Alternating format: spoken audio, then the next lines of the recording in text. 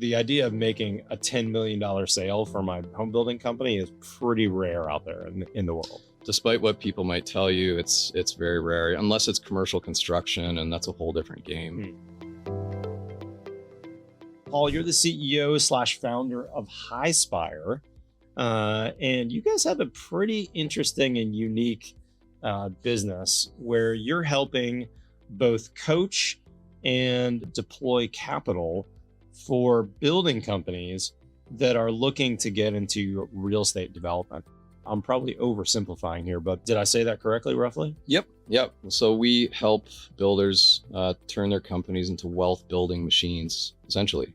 So you kind of broke this down for me before we started in kind of 3 things to say, okay, Matt, we help with number 1, operating construction companies better. Yeah. So there's 3 things that build wealth. Anytime you talk to anybody who's built up wealth, they will have done 3 things in their life. They'll have operated a company well to build that wealth. They'll have bought and sold assets in a smart way to grow their money.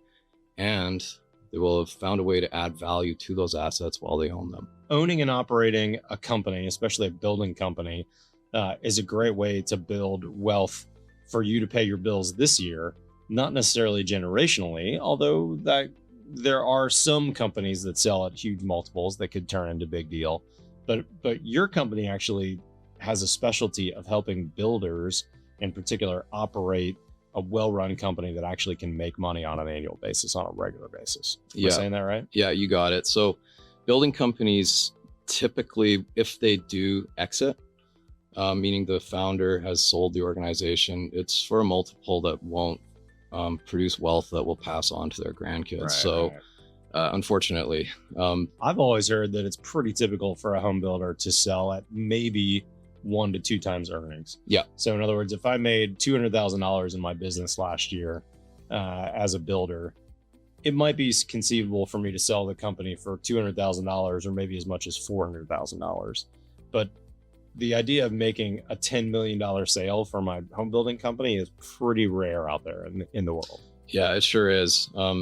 Despite what people might tell you, it's very rare, unless it's commercial construction, and that's a whole different game. And even then, it's very rare. Yeah. So yeah, what we do is we help construction companies improve their operations. And then as soon as it's feasible, we teach them to deploy some of their free cash flow into real estate assets in a strategic way. Interesting. To continue growing their wealth tangent to operating their organizations. So define that. What do you mean by real estate assets? Are you talking about like real estate development where you buy when I got my start as a production builder. So when I think of real estate development, I think 500 acres outside of town that you work on getting the entitlements, you hire a contractor to do the road work and add the sewer and water, and then you sell those 1,000 lots to a big home building company. That's what I think of when I just hear the general term real estate development. It's a lot more than that though, right? It is a lot more. And that's what's so amazing about real estate development. What you just described is a fantastic way to grow wealth. It's a fantastic way to build communities and grow wealth, but there's just many other opportunities in real estate development throughout North America, with commercial real estate conversions to either luxury commercial or converting to storage. There's mixed use value add. There's one that's working really well for many organizations is taking buildings that were built, say, back in the 70s on the outskirts of an area that's growing really quickly.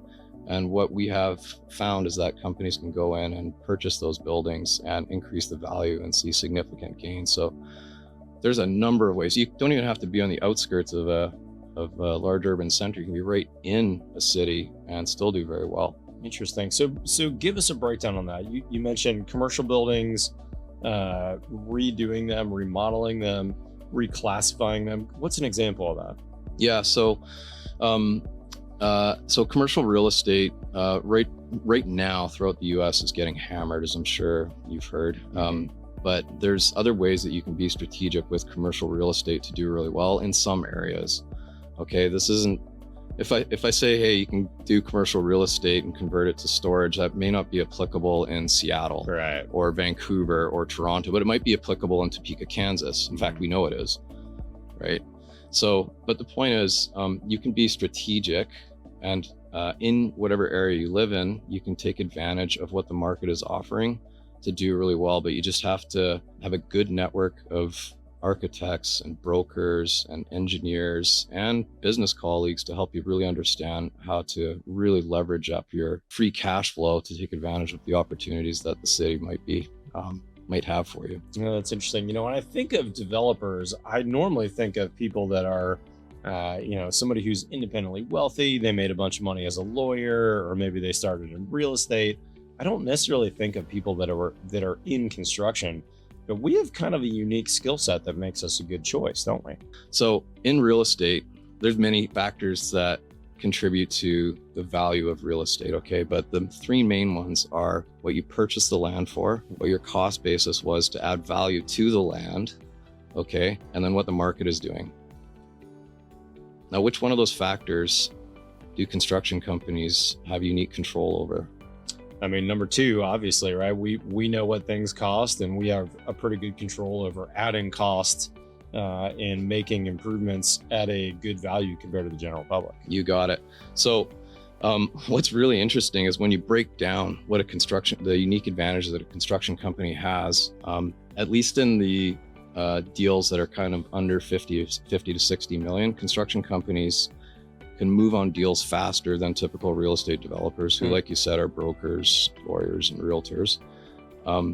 They can stagger capital in the project. This gets a little advanced, but if you look at the financials of a real estate project, if you can withhold paying profits to your company and keep those profits in a deal that's doing, say, 25% IRR, you really add fuel to the fire, if that makes sense. Yeah. Another thing that construction companies have that many developers don't is they have networks. They have networks of accredited investors. They have networks of sub-trades. They understand building science. Right. Okay. Because the thing that took out a lot of developers in COVID, it's a fascinating study, by the way. So many syndicators went under because their construction costs got blown out. Right. They made a lot of mistakes. But like my partners in Highspire, they all have construction companies and they're real estate developers. And unfortunately, things went pretty well for them because they didn't get way out over their skis with their construction estimates because they knew what they were doing.